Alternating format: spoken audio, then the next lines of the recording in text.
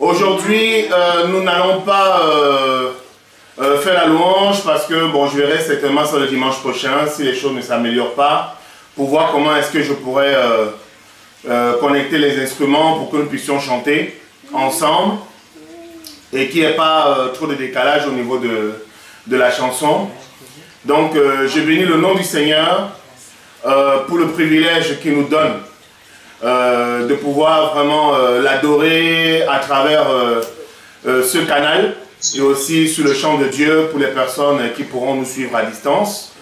Et je propose déjà que nous remettions ces moments entre les mains du Seigneur, que nous puissions prier, rendre grâce au Seigneur pour la grâce, le privilège qu'il nous donne. J'aimerais qu'on prie ensemble, j'aimerais que chacun à son lieu puisse prier, élever la voix, rendre grâce au Seigneur pour cette journée qu'il nous accorde, pour ce temps qu'il nous permet d'avoir, de pouvoir écouter sa parole, étant chez nous. C'est une très très grande liberté que Dieu nous donne. Prions ensemble. Seigneur Dieu notre Père, nous te rendons des immenses actions de grâce. Nous bénissons ton Saint-Nom. Merci Seigneur parce que tu permets que nous puissions, ô notre Dieu, nous rassembler en ce lieu et via cette connexion, Seigneur, pour élever nos voix, Seigneur, vers toi, pour reconnaître que tu fais des grandes choses, Seigneur, qui est comme toi, qui est semblable à toi, magnifique en sainteté, digne de louange. Tu nous as donné le souffle de vie ce matin. Tu nous permets, ô notre Dieu, de pouvoir t'adorer, Seigneur, de pouvoir écouter ta parole, Seigneur, aujourd'hui. Nous te rendons les immenses actions de grâce. Ta parole est esprit et vie. Cette parole qui nous transforme, cette parole qui nous donne la vie. Béni sois-tu, ô notre Dieu, notre Père, qui est comme toi. Glorifie, que ton nom soit glorifié au nom de Jésus. Alléluia, Amen. Amen. Je veux encore que nous continuions, nous élevons encore la voix. Nous rendons grâce au Seigneur pour la vie, la santé qu'il nous a donné, qu'il a donné aux membres de nos familles, et que vraiment, que son nom soit glorifié. Élevons la voix, prions, prions ensemble. Ô notre Dieu, notre Père, merci Seigneur pour notre maison, merci Seigneur pour nos conjoints, Seigneur, merci Seigneur pour nos épouses, merci Seigneur pour les maris, Seigneur, que tu as gardés, Seigneur, que tu gardes en santé, Seigneur, que tu donnes la vie aujourd'hui, Seigneur, une fois de plus. Seigneur, que ton nom soit glorifié, que ton nom soit célébré, que ton nom soit élevé, Seigneur, qui est comme toi, qui est semblable à toi. Magnifique en sainteté, digne de louange. Reçois la gloire qui te revient, reçois la magnificence au nom de Jésus, au nom de Jésus. Alléluia, sois loué, au nom de Jésus. Amen. Amen, amen. Alléluia. Amen. Que le nom du Seigneur soit béni. Alors, ce matin, je veux vous entretenir dans un sujet assez particulier. Alors, je vais vous parler de l'ordre établi. Je vais vous parler de l'ordre établi. C'est ça le thème de l'enseignement de ce matin, ce dimanche 22 mars, dimanche 22 mars 2020. Je vais vous parler de l'ordre établi.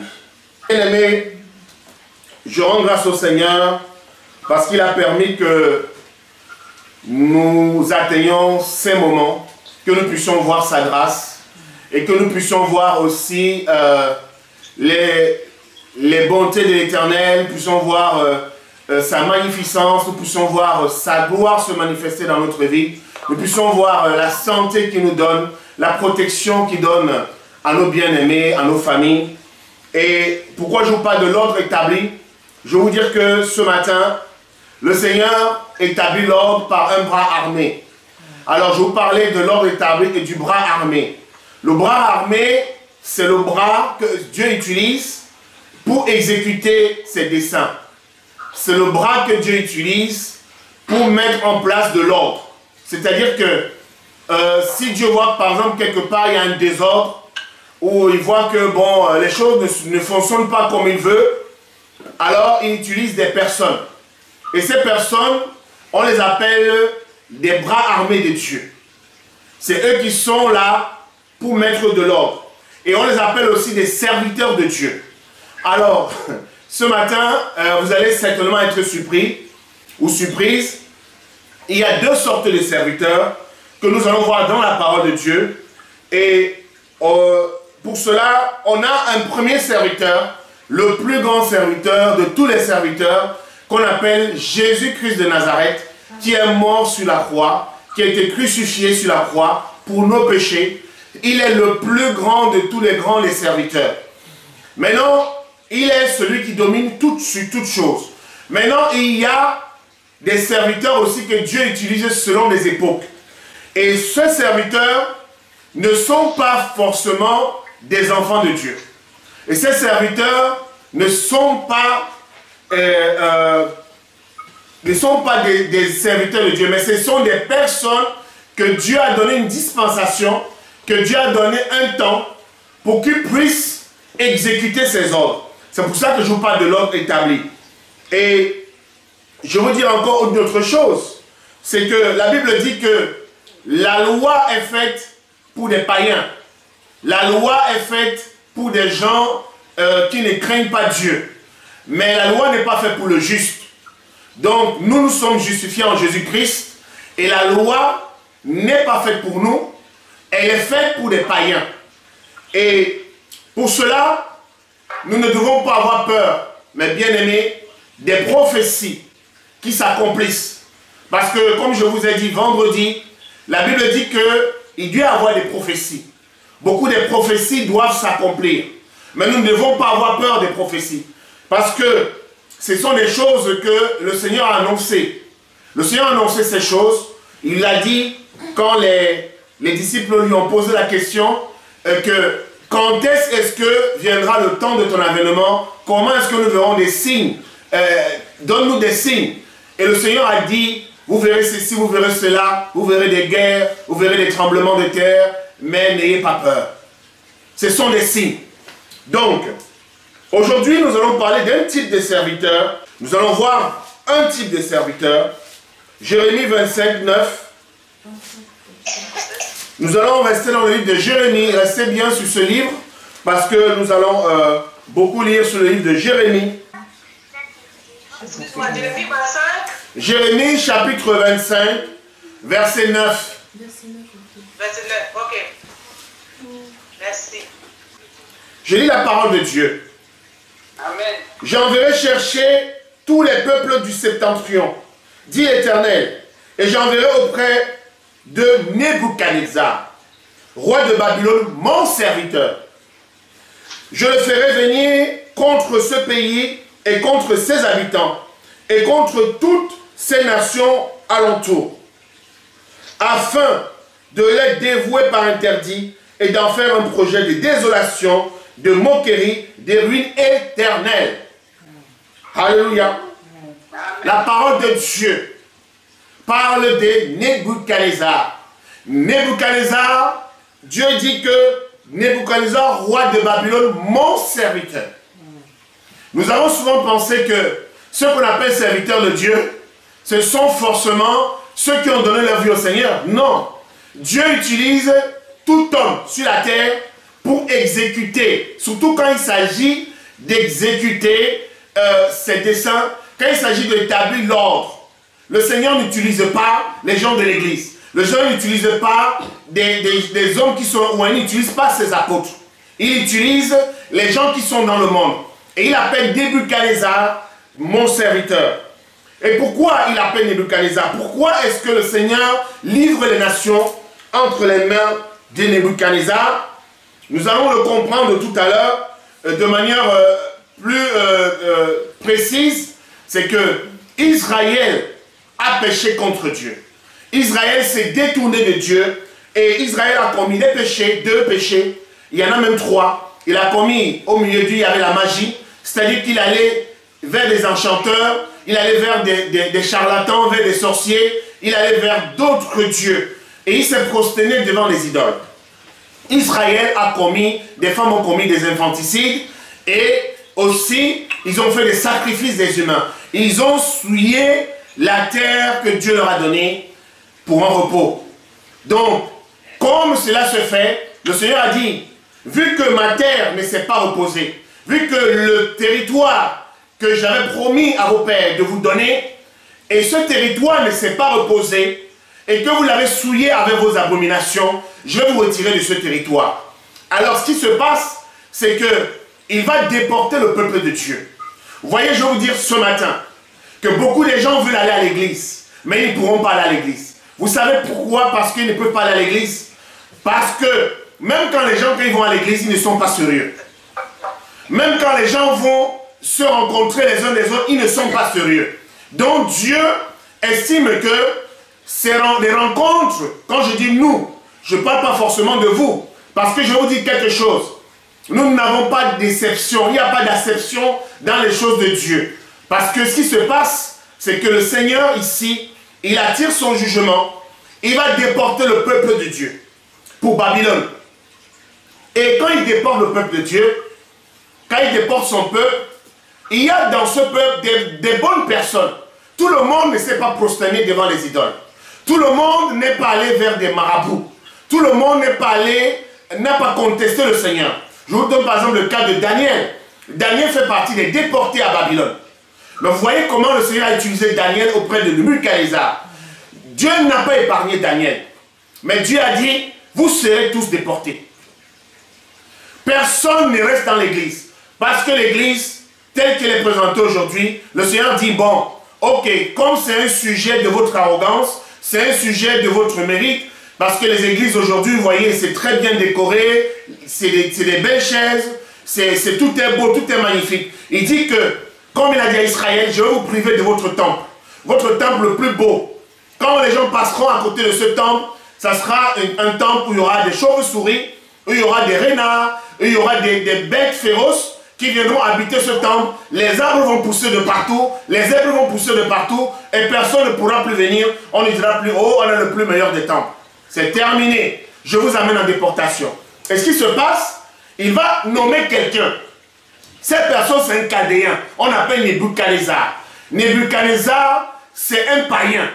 Il ne connaît pas Dieu. Mais Dieu va l'utiliser. Dieu l'appelle mon serviteur. Nebuchadnezzar, mon serviteur. Et lisons Jérémie 27. Ce n'est pas seulement le seul endroit où il appelle mon serviteur. Jérémie 27, 5 à 6. L'Éternel dit ceci. Il s'adresse à tout le monde. Il s'adresse à toi, à moi, aux pasteurs, aux chrétiens, à tous les habitants de la terre. Jérémie 27, 5 à 6. C'est moi qui ai fait la terre, les hommes et les animaux qui sont sur la terre, par ma grande puissance et par mon bras étendu. Alléluia. Amen. Et je donne la terre à qui cela me plaît. Je donne la terre à qui cela me plaît. Je donne la puissance à Emmanuel Macron. Je donne la puissance à Donald Trump. Je donne la puissance à Vladimir Poutine. Mais ce sont les serviteurs de Dieu que Dieu a mis là. Pourquoi? Pour exécuter ses desseins. Pourquoi? Parce que la terre est remplie de violence. Parce que la terre est corrompue. Et maintenant, ce qui se passe, c'est que le Seigneur va utiliser ces hommes-là. En fait, ce qui va se passer, ces hommes, quand ils vont venir, ils vont croire qu'ils sont là par leur propre domination, par leur propre force.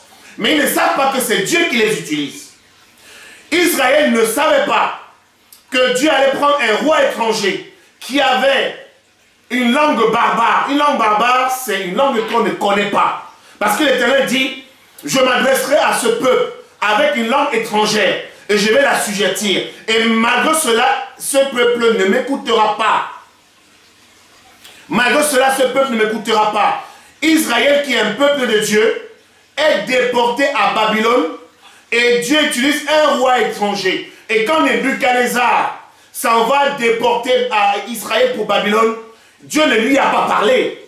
Il n'a pas vu Dieu en songe. Il le fait parce que il se sent fort, il est disposé pour le faire. Il se lève un matin, il dit qu'il va ravager. Il a d'abord assujetti l'Égypte. Parce qu'Israël a voulu demander l'aide à l'Égypte. Et Nebuchadnezzar est allé battre l'Égypte. Il a coupé la route à Israël. Israël est resté isolé. Israël a consulté les prophètes. Le Seigneur a rendu aveugles les prophètes d'Israël. Parce qu'il voulait punir son peuple. Et dans ce peuple, tout le monde n'avait pas péché. Mais il va tous les déporter. Donc ce qui se passe, Nebuchadnezzar s'en va, il met le siège devant Israël.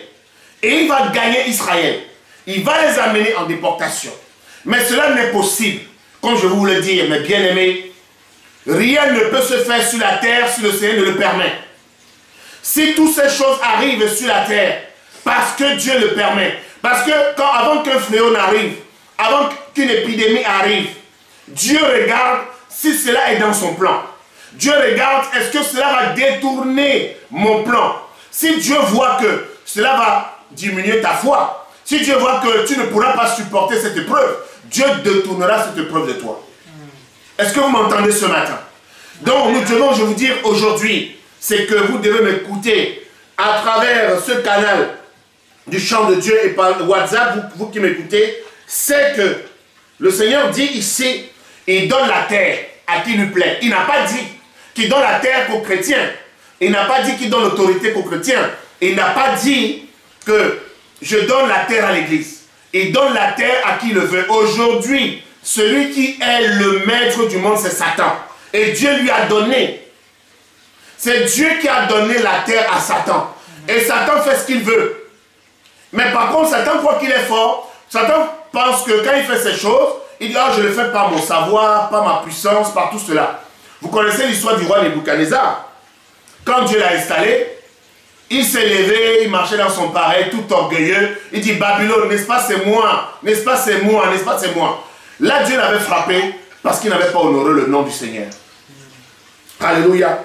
Amen. Maintenant, verset 6. Maintenant, je livre tous ces pays entre les mains de Nebuchadnezzar, roi de Babylone, mon serviteur. Je lui donne aussi les animaux des champs pour qu'ils lui soient assujettis. Est-ce que vous vous rendez compte de la puissance qu'un homme peut avoir? Un homme peut avoir la puissance. Et je vais vous dire que depuis le temps de Nebuchadnezzar, roi de Babylone, depuis le temps de Nebuchadnezzar, roi de Babylone, il était la tête d'or. La statue de Daniel décrit, quand il avait vu la vision de Nebuchadnezzar, il ne pouvait pas expliquer la vision. Il est la tête d'or. Il est la tête. Et c'est Nebuchadnezzar qui commence ce qu'on appelle le roi monarchique mondial. Parce que Nebuchadnezzar a dominé sur tout le monde entier. Tous les royaumes lui étaient assujettis. Toutes les nations. La seule chose, on te disait que pour être en paix chez toi, il faut adorer la statue. Si tu adores la statue, tu es en paix chez toi. Tu parles la langue que tu veux. Tu fais la monnaie que tu veux. Tu fais tout ce que tu veux. Tu peux m'aller adorer ton Dieu à côté. Mais dès le moment où tu adores d'abord Nebuchadnezzar. Le Seigneur permet ces choses. Pourquoi ces choses arrivent? À cause des abominations qu'il y a dans l'église. À cause des pasteurs qui ne respectent pas la parole de Dieu. À cause des faux prophètes qui attirent des chrétiens qui ont aussi des cœurs. Parce qu'aujourd'hui, beaucoup de chrétiens ne lisent pas la parole de Dieu. Les gens cherchent leurs intérêts. Et comme des chrétiens ont des cœurs aujourd'hui, beaucoup de chrétiens ont des cœurs, ont des âmes, sont des âmes mal affermies. Ils ne sont pas fermes dans la foi. Ils cherchent Dieu par intérêt. Et ce qui se passe, c'est que le Seigneur est fatigué de ça. Le Seigneur est fatigué que quand on se rassemble, ou quand son église se rassemble, et que les gens font face à n'importe quoi. Donc il nous prive de sa présence. Il va dire que c'est la captivité. Et ce qui se passe ici, c'est que Nebuchadnezzar va assujettir tous les royaumes. Et je vous dis une chose, pour continuer, c'est que croyez-moi, il n'y a pas d'État dans le monde entier. Chez chaque pays, chaque époque, il y a toujours ce qu'on appelle un superpuissant. Aujourd'hui, c'est les Américains. Aujourd'hui, la première puissance mondiale, c'est les Américains. Les Américains ne seront toujours pas puissants. Il y aura un moment où ils seront renversés. Autant de Nebuchadnezzar, c'était Nebuchadnezzar. Quand son règne est fini au bout de 70 ans, le roi Darius est venu le renverser. Darius était la Perse, c'est-à-dire que le torse. Lui était la tête et Darius était le torse. Et après Darius, on a eu les rois des Grecs qui sont arrivés. Et après les Grecs, on a eu des Romains qui sont arrivés. Et après ça, on a eu une nation de puissance. On a eu les Anglais qui étaient des puissants. Après, on a eu les Américains. Demain, ça va être les Chinois ou des Russes. C'est sûr que ça va être des Chinois. une puissance mondiale. Et je vous dis que sur cette terre, on ne peut pas avoir deux chefs. Et Dieu dit, il donne la nation à qui veut. La France peut quoi face aux États-Unis? N'est-ce pas quand Donald Trump parle, quand le président Macron veut parler, il parle d'une certaine façon, il ne peut même pas vraiment le contredire. Il utilise un langage très fin. Pourtant, Donald Trump, quand il veut parler, il est tellement arrogant, il parle mal, il dit ce qu'il a envie de dire. Qui va lui dire quoi? Nebuchadnezzar, c'est comme ça qu'il parlait.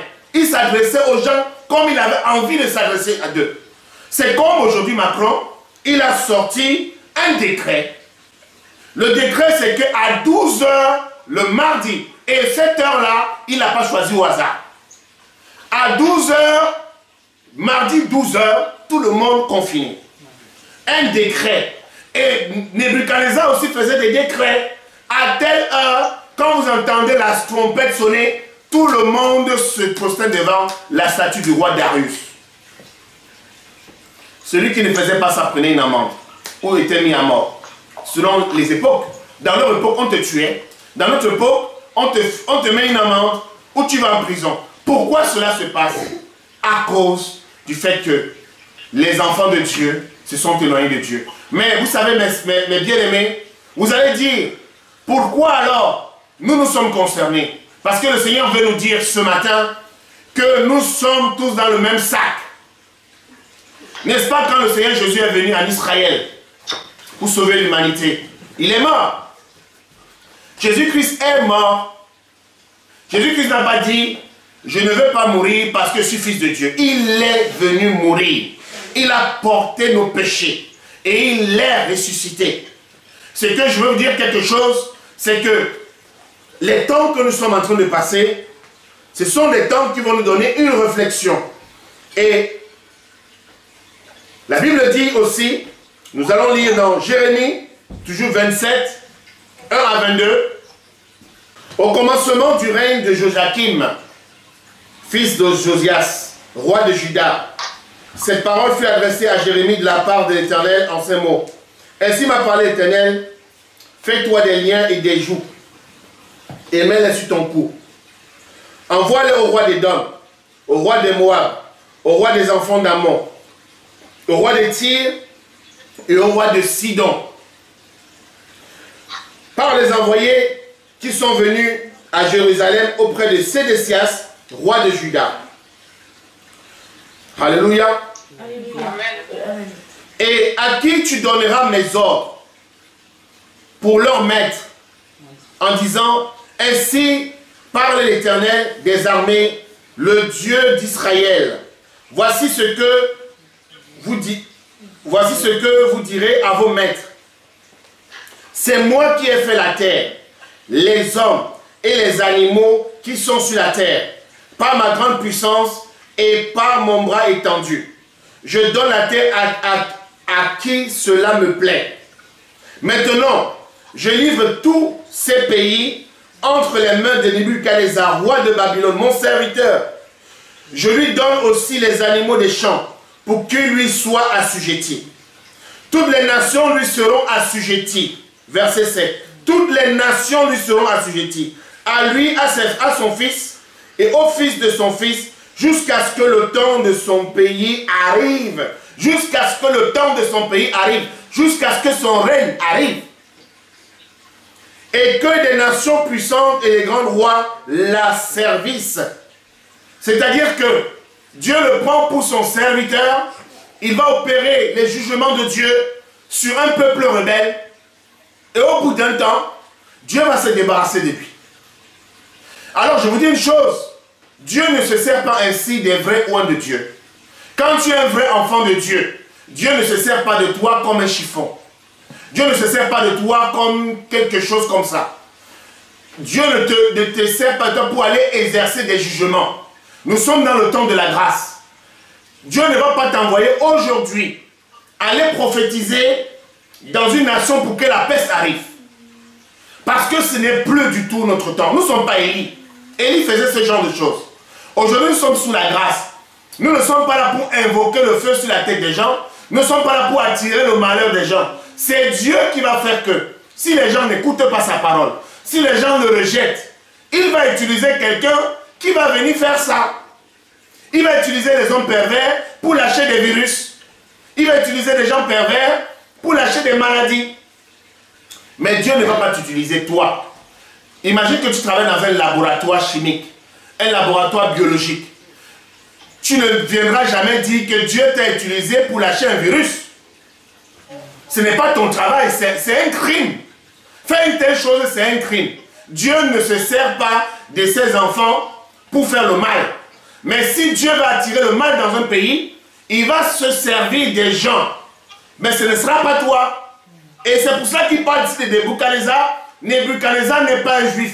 Ce n'est pas un hébreu. Mais il a dit, à cause du désordre qu'il y a dans le monde, à cause du péché qu'il y a dans le monde, à cause du fait que les gens ne respectent pas Dieu et que les gens ont tourné le cœur vers la violence, vers l'injustice, et ils font tout genre de mauvaises choses, Dieu a dit, j'ai choisi un homme qui sera mon serviteur pour faire mes jugements, Nebuchadnezzar. Et par la suite, il dit qu'à la fin, son règne aussi va passer. Et d'autres rois vont venir la servir. Verset 8. Si une nation, si un royaume ne se soumet pas à lui, écoutez-moi bien, verset 8. Si une nation, si un royaume ne se soumet pas à lui, à Nebuchadnezzar, roi de Babylone, et ne livre pas son coup au jour du roi de Babylone, quand on dit livrer son coup, c'est se soumettre. C'est se soumettre. Aujourd'hui, regardez ce que les Américains font. Ils font ce qu'ils veulent. Si les Américains viennent au Cameroun, ils amènent juste leur porte-avions là.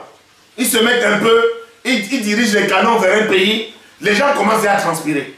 Qui va leur dire quoi? Les Américains sont allés faire la guerre en Irak sans l'avis de l'ONU.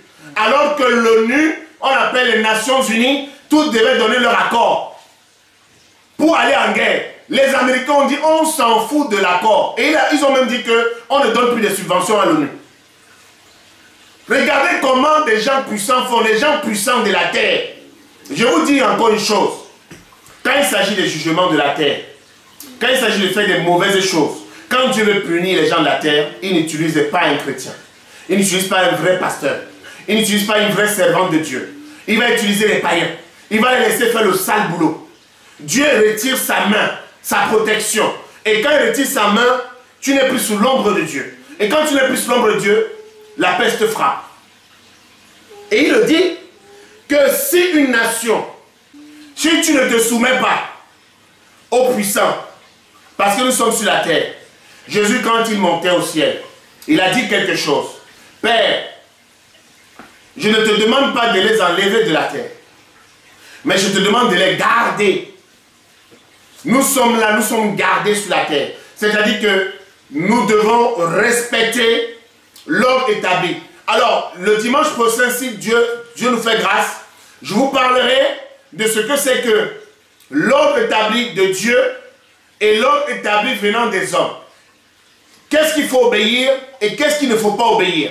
Ici, dans le contexte dans lequel on est, quand tu vois que dans tout un monde entier, il y a une règle qui est établie, ça vient de Dieu. Ça ne vient pas d'un homme, ça vient de Dieu. C'est-à-dire que c'est Dieu qui permet que toute la France entière soit confinée. Tous les pays entiers soient confinés. Parce que le Seigneur a envie d'exercer quelque chose. Il a envie de faire quelque chose. Verset 9. Et vous n'écoutez pas vos prophètes, vos devins, vos songeurs, vos astrologues, vos magiciens qui vous disent vous ne serez point asservis au roi de Babylone. Vous savez, j'ai écouté aujourd'hui, depuis plusieurs jours, des prophéties. Oh, cela va disparaître dans 3 jours. Oh, cela va disparaître dans 1 semaine. Oh, cela va disparaître dans 1 mois. Je vais vous dire quelque chose. Ces gens-là ne lisent pas la Bible. Ils ne connaissent pas les Écritures.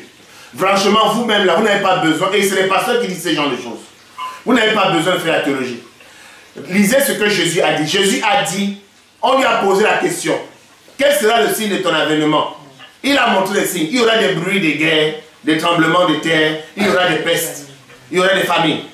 Est-ce que Jésus a dit à un moment que vous prierez et ces choses-là s'éloigneront de vous? Est-ce que Jésus a dit à un moment que quand vous allez prier, le coronavirus va partir? Est-ce que Jésus a dit que quand vous allez... Non. Jésus a juste dit que je vous donne un signe. Le coronavirus va partir comme il est venu. Ça ne sera ni pas ta prière, ni pas ma prière. Est-ce que vous m'entendez aujourd'hui? La seule chose que nous devons prier, nous devons juste prier que Dieu préserve nos familles. Et qu'il préserve notre travail, qu'il préserve notre emploi. Parce que la Bible dit que le juste vivra par la foi. Mais si tu commences à prier, oh Seigneur Jésus, éloigne le coronavirus, éloigne ceci, cela, c'est Dieu qui a permis qu'il vienne. Et il partira quand son temps viendra. Pour l'instant, tu es confiné. Pour l'instant, tu es assujetti. Pour l'instant, tu dois attendre. Parce que c'est pour tout le monde. Le couvre-feu, c'est pour tout le monde. Celui qui n'obéit pas au couvre-feu, tu prends 135 € d'amende. Après, tu vas aller dire que oui, le policier, il est méchant. Le policier a fait ceci, cela. Tu as désobéi à l'ordre établi. La Bible a dit tout à l'heure, celui qui ne se soumet pas au puissant, au roi Nebuchadnezzar, celui qui ne se soumet pas, il sera châtié. Maintenant, les prophètes parlent. La Bible dit de ne pas les écouter. Il faut maintenant que toi qui es enfant de Dieu, quand tu regardes ça, tu verras que le Seigneur a enseigné toutes ces choses. Tu ne dois pas être surprise. Tu ne dois pas être surpris. Donc n'écoute pas les prophéties. N'écoutez pas les songeurs. Ne les écoutez pas. Parce que cela vient de Dieu. C'est le Seigneur qui a permis que cela vienne. Mais la nation qui pliera son cou sous le joug du roi de Babylone et qui lui sera soumise, je la laisserai dans son pays, dit l'Éternel, pour qu'elle le cultive et qu'elle y demeure. Si tu obéis, si tu respectes les règles, tu vas vivre en paix. Si tu ne respectes pas les règles, tu vas subir. Verset 12. J'ai dit entièrement les mêmes choses à Sédécias, roi de Juda. Pliez votre cou sous le joug du roi de Babylone. Le Seigneur a annoncé ses jugements à toutes les nations. Il a dit qu'il n'y a pas qu'Israël. Toutes les nations sont en train d'écouter, mais comme toujours les rebelles, c'est les chrétiens. Les rebelles, c'est les enfants de Dieu. Ceux qui n'écoutent jamais. Ils sont allés voir le prophète. Ils sont allés voir le pasteur. Oh, il y a un virus qui est là. Comment le virus machin? Les gens sont en train de se mettre dans les jeûnes et prières. Eh ma soeur, ne te mets pas dans le jeûne et prière. Ça ne sert à rien. Prie, tu dis que j'ai pris pour mon mari, j'ai pris pour mes enfants, j'ai pris pour ma mère, pour mes affaires. C'est normal. Que le Seigneur éloigne. Et si tu fais ça, le Seigneur va te protéger. Mais ne prie pas pour que le virus s'éloigne. Le virus, il va repartir comme il est venu. Vous verrez des tremblements de terre. Vous verrez des famines. Vous verrez ceci. Vous verrez cela. Mais c'est lui qui persévérera jusqu'au bout. C'est celui-là qui sera sauvé. Il a dit que celui qui persévérera jusqu'au bout, c'est celui-là qui sera sauvé. Il n'a pas dit que tu vas prier pour que la famine s'éloigne. Parce que la famine sur la terre, c'est les hommes qui la font. C'est les hommes qui la font. L'Éthiopie a subi la famine pendant des décennies. Les enfants sont morts en Éthiopie. Juste pourtant, ils pouvaient bien le faire en sorte que ces enfants ne meurent pas de famine. Mais ils ont tout fait. Ils pouvaient amener des citernes d'eau, amener des tranchées d'eau en Éthiopie. Maintenant, l'Éthiopie devient un pays prospère. Est-ce que vous comprenez? Il n'y a plus de famine. Mais avant, c'était grave. C'était grave. L'Éthiopie et la Somalie. C'était terrible. C'est des hommes qui font ce genre de choses. Et Dieu, il permet ça. Et les gens ils disent, oh, si Dieu existe, pourquoi il voit les famines et il ne fait rien? Et si Dieu existe, pourquoi il voit les maladies, il ne fait rien? Si tu lis bien la parole, ces gens, ils critiquent Dieu. Ils sont là pour parler mal de Dieu, ils ne lisent pas les Écritures. Ces choses sont arrivées parce que les hommes ont péché. Parce que les gens sont méchants. Les gens sont méchants dans leur cœur. Le monde est plein d'abominations, mes frères et sœurs. Le monde est rempli de violence. Le monde est rempli d'injustice. Et à un moment, avant que le temps arrive, que l'enlèvement arrive, Dieu l'envoie des fléaux. Et les fléaux, ce sont des jugements. Et pour nous, les fléaux ne sont pas des jugements, ce sont des signes. Est-ce que vous avez compris? Je m'adresse à toi, ma soeur. Le fléau, le coronavirus, la peste, la famine, ce n'est pas un fléau pour toi, c'est un signe de Dieu. C'est un signe de Dieu pour t'annoncer que le Seigneur arrive. C'est un signe de Dieu pour t'annoncer que Jésus est à la porte. Parce que les disciples lui ont posé une question simple. Jésus-Christ est crucifié sur la croix, je dis gloire à Dieu. Comment on peut se glorifier de la mort d'un homme? Mais si Jésus n'était pas mort, je ne pouvais pas être sauvé. Donc, la mort de Jésus est un gain pour moi, c'est une joie. Et dans le monde, les gens peuvent dire que c'est insensé. Comment tu peux te glorifier de la mort de quelqu'un? Mais je me glorifie de la mort de Jésus. Je loue le nom du Seigneur de la mort de Jésus. Parce que Jésus-Christ est mort pour me libérer. Jésus-Christ est mort pour me donner la liberté. Jésus-Christ est mort, il a dit, je vous ai donné des signes. Parce qu'il n'est pas seulement mort, il est ressuscité. Maintenant les gens disent, oh il n'est pas ressuscité, oh il ne viendra pas. Mais Jésus, tout ce qu'il a dit est en train de s'accomplir aujourd'hui. Et toi tu dois le prendre comme de manière positive. Le coronavirus, je vous dis la chose que les signes qui viennent sur la terre ne sont que des mauvaises choses. Mais ces mauvaises choses, c'est un mauvais signe. Tu dois les prendre de manière positive. Tu dois dire que oui, s'il y a un fléau, s'il y a une peste, tu dois seulement prier pour ton père, pour ta mère, pour tes soeurs. Tu dirais, Seigneur, sauve qui tu peux sauver. Mais ça doit arriver. Ça doit arriver. Et ça, c'est un signe pour toi. C'est un signe pour dire que ta fin, ton arrivée est proche, ton enlèvement est proche. C'est un signe pour te montrer que ta délivrance est proche. Parce que nous souffrons beaucoup sur la terre. Nous souffrons beaucoup sur la terre. Nous souffrons l'injustice. Nous souffrons l'isolement. Nos familles nous rejettent. Quand nous parlons du Seigneur, ils nous rejettent. Ils ne nous écoutent pas. Votre Dieu là, c'est qui même? Maintenant qu'ils ont encore dit aujourd'hui que notre Dieu là, c'est qui même? Comment saurons-nous le temps de l'avènement que ton arrivée est proche?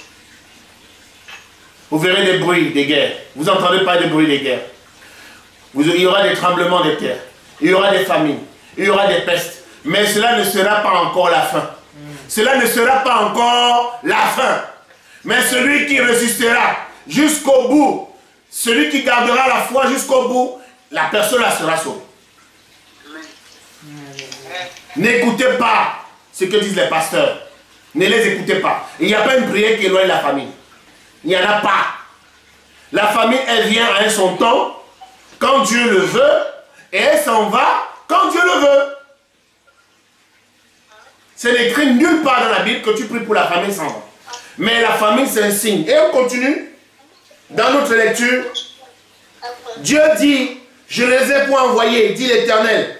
Ils prophétisent le mensonge à mon nom, afin que je vous chasse et que vous périssiez. Vous et les prophètes qui vous prophétisent. Tu imagines, les églises se sont mises dans les jeûnes et prières pour chasser le coronavirus. Toi, au lieu de manger ta semoule, ou manger ton manioc, ou manger ta nourriture, tu es en train de jeûner. Tu es en train de jeûner pour que le coronavirus s'en aille. Ce n'est pas écrit dans la parole de Dieu. Ce n'est pas écrit. Parce que ce qui se passe ici, le Seigneur a dit que ce sont les choses qui doivent arriver. Et il n'a pas dit que quand il va arriver, priez pour qu'elle s'éloigne de vous. Non. Il a dit, ça sera... Tu dois persévérer. Et je vous dis une chose, en continuant, n'écoutez pas les pasteurs qui disent ce genre de choses. Parce que les chrétiens qui écoutent leurs pasteurs, ils sont comme au Moyen-Âge, où il n'y avait pas de Bible, où le pasteur venait raconter plein de choses, il pouvait même dire des mensonges, et tu ne lisais pas pour vérifier. Lisez votre Bible, mes bien-aimés, lisez la parole de Dieu. Il faut lire la parole de Dieu. La parole de Dieu, ta parole de Dieu, la Bible, c'est pour toi et c'est pour moi. Tu lis les Écritures. Ne les écoutez pas. Soumettez-vous au roi de Babylone et vous vivrez. Pourquoi cette ville deviendra-t-elle une ruine? Soumettez-vous aux puissants du monde. Soumettez-vous au décret. Le décret est sorti, il faut se soumettre. Il faut se soumettre. Et le décret, il est mondial. Parce que chaque pays a fait le confinement. Est-ce que vous comprenez? c'est tout le monde entier. Donc, toi, tu ne vas pas t'élever pour dire que quand quelque chose devient mondial, sachez que c'est spirituel. Et ce qui est spirituel, même si c'est mauvais, ça vient du diable. Diable, Satan dit que oui, c'est un démon qui sort de l'enfer. Oui, c'est vrai, mais c'est Dieu qui permet. C'est Dieu qui l'utilise. Et Dieu va nettoyer le monde. Il va attirer l'attention de certains.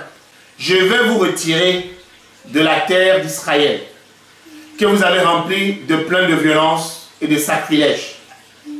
Il les amène en déportation. Et il prend en plus, dit que même les objets sacrés, un païen a mis les choses. À l'époque, tu ne pouvais pas rentrer dans le temple. Tu rentrais dans le temple, que tu n'es pas sacrificateur, dans le lieu saint, l'ange de l'Éternel te frappait et tu mourais. Mais les Chaldéens ont profané le temple de Dieu. Dieu a fait que son temple soit profané.